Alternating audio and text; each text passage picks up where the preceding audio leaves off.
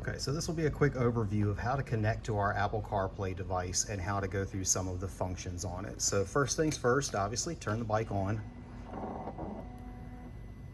and the two systems will boot up. Your original OEM Bluetooth connections will all stay the same. So if you're connected to a helmet, connected to the bike, anything along those lines, you're still going to be pairing via Bluetooth to those just like you were before, but then you'll be adding this as an extra control piece, so to speak. So once the unit has booted up, you'll have your Apple CarPlay, Android Auto icons. If you did the version with the cameras, you're going to have your recorder camera option as well. If you did the one without the cameras, you'll have an Android Auto, CarPlay icons, and a setting icon. So the menu will be just a little bit more simple. If you want to make a connection to Android Auto or CarPlay, you just press CarPlay. That'll bring up this screen, which gives you an equipment name for the unit itself. You'll go to Bluetooth on your phone and find that name under your Bluetooth connections and connect to that, which will initiate the wireless CarPlay connection. You'll just walk through those menus on your phone, and once you're connected, it'll automatically revert to CarPlay. So I'm going to go ahead and connect to this unit real quick, and then we'll be back with a quick overview of how to use it. Okay, so I went into the Bluetooth menu, found the bike to play unit, hit connect, which then prompted me to connect with wireless CarPlay, which basically engages the Wi-Fi portion of it. So it's using Bluetooth and Wi-Fi both, so you do have to have those on your phone. It'll initiate a handshake with the Bluetooth to start the connection, and then it'll switch to Wi-Fi for the actual transmission of all this information. You'll notice here on the bike, we're still connected to our phone, just like we always were. If I use the Wonder Wheel and handlebar controls, go to media, everything there is still there.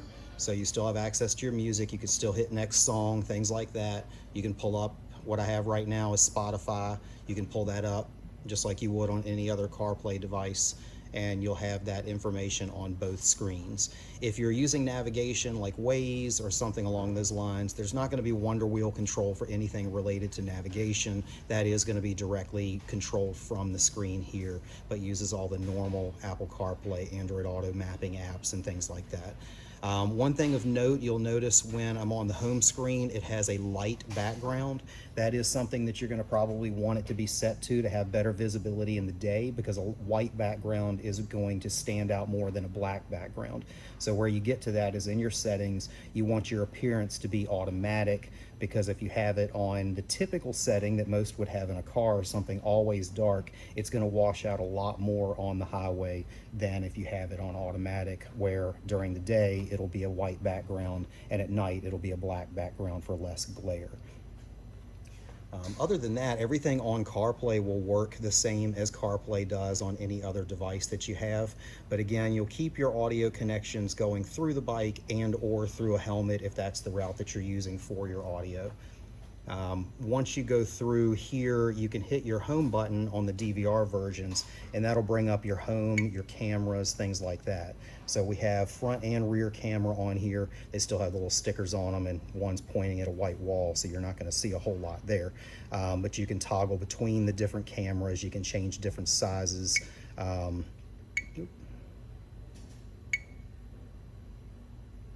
You can access the audio, the files.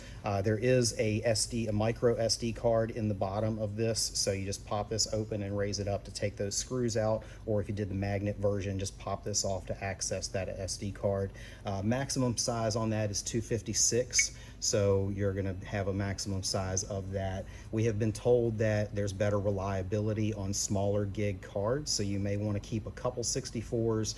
You certainly have the phone app that will allow you to access all of the video files, so you're not going to have to pull that card very often. You're certainly going to have access to that.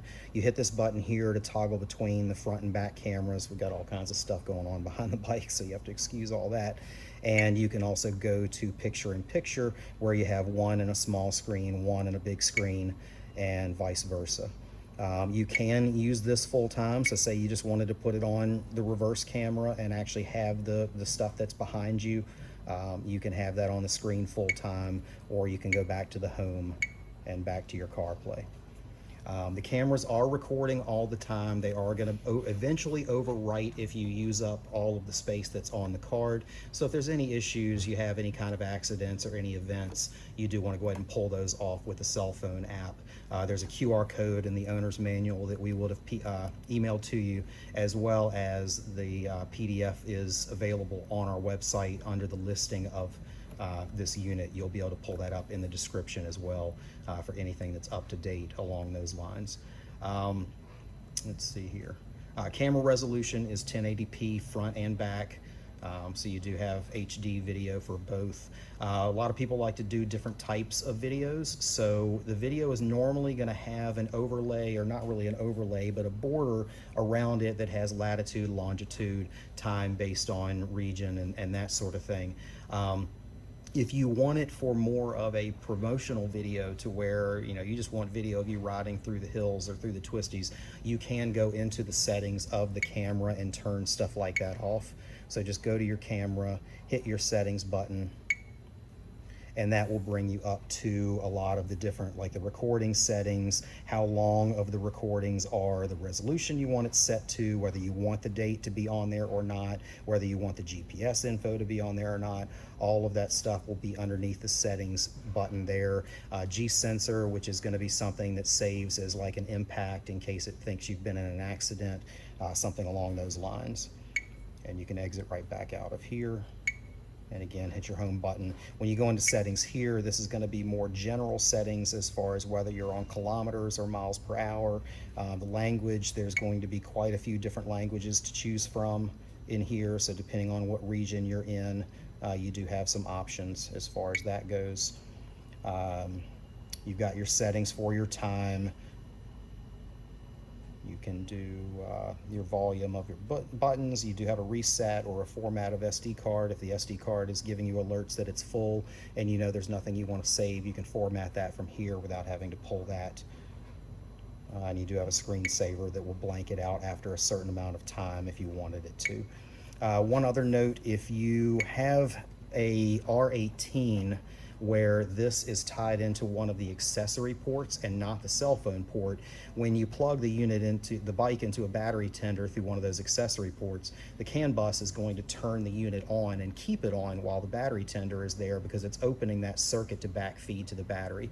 There is a power button right on the side of the unit. You just push and hold that button down to shut this down, so that way if you put it on a tender for the weekend or you put it on a tender for the winter or what have you, you can manually turn this off to have that not stay on the entire time.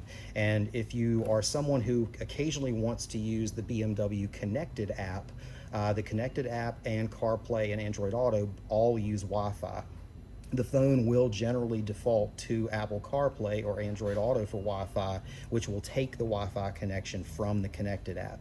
So you will not be able to use the Connected app at the same time as this for mapping. So if you want the Connected app to send the map to the screen, it has to be using Wi-Fi to do that, which means you're going to need to shut this off to actually access that. So say you're out in the middle of nowhere and you didn't plan ahead with having your maps downloaded to your phone and ready to go for a trip, you could go to the Connected, presuming you've actually downloaded them to that as well, and be able to use that navigation if you prefer at the time. But just so you know, you will not be able to run navigation here and music via CarPlay or something here. You are going to have to choose one or the other. You can't run both at the same time. The other functions of the Connected app will continue to work, but your navigation will simply be an arrow on the screen. It will not be able to give you the maps and things like that.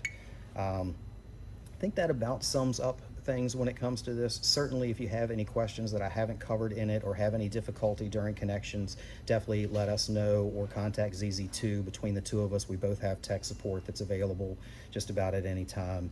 And again, if you have any other questions, just definitely let us know. Thanks.